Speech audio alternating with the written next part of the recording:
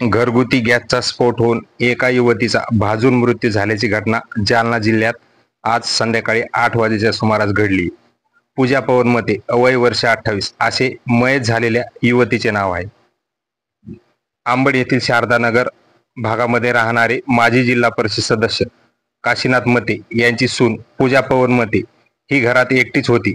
सायंकाळचा स्वयंपाक करत असताना अचानक घरगुती गॅस संपला आणि पूजाने दुसरी गॅसने भरलेली टाकी घेऊन जात असताना गॅसचा अचानक स्फोट झालाय असा अंदाज वर्तवला जातोय. या स्फोटाचा आवाज एवढा भयानक होता की गल्लीमधील राहणारे नागरिक सर्वच जण एकत्र झाले. बघताय तर काय, या घरामध्ये मोठी आग लागलेली दिसली. घरामध्ये प्रवेश करण्याचा प्रयत्न नागरिकांनी केला, परंतु गेटला व घरातील सर्वच दरवाजे आतून बंद असल्यामुळे पूजाला लवकर मदत करता आली नाही. याच दरम्यान पूजाचा या स्फोटामध्ये भाजून मृत्यू झालाय अशी माहिती शारदानगर भागातील नागरिकांकडून मिळाली. सदरील घटना झाल्यानंतर काही वेळातच अग्निशामक बंब पोहोचले. गल्लीतील नागरिकांनी व अग्निशामक दलाच्या जवानांनी ही आग विझवण्याचा प्रयत्न केला, परंतु तोपर्यंत पूजाचा मृत्यू झालेला होता.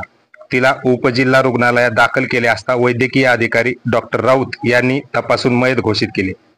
दरम्यान या दुर्दैवी घटनेमुळे पूजाचे पती पवन मते हेही चक्कर येऊन पडले. त्यांनाही उपजिल्हा रुग्णालयामध्ये दाखल करण्यात येऊन त्यांच्यावरही उपचार सुरू आहेत.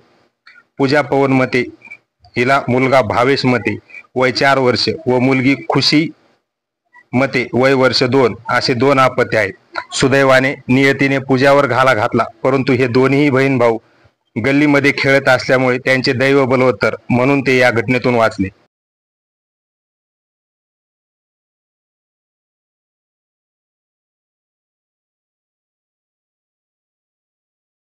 दरम्यान दिनांक 18 एप्रिल 2024 रोजी पूजा व पवन यांच्या लग्नाचा नुकताच वाढदिवसही त्यांनी साजरा केला. पूजा मतेचे माहेर घनसावंगी तालुक्यातील तीर्थपुरी असल्यामुळे आंबडसह घनसावंगी व तीर्थपुरी परिसरात या घटनेबद्दल हळहळ व्यक्त होताना दिसते.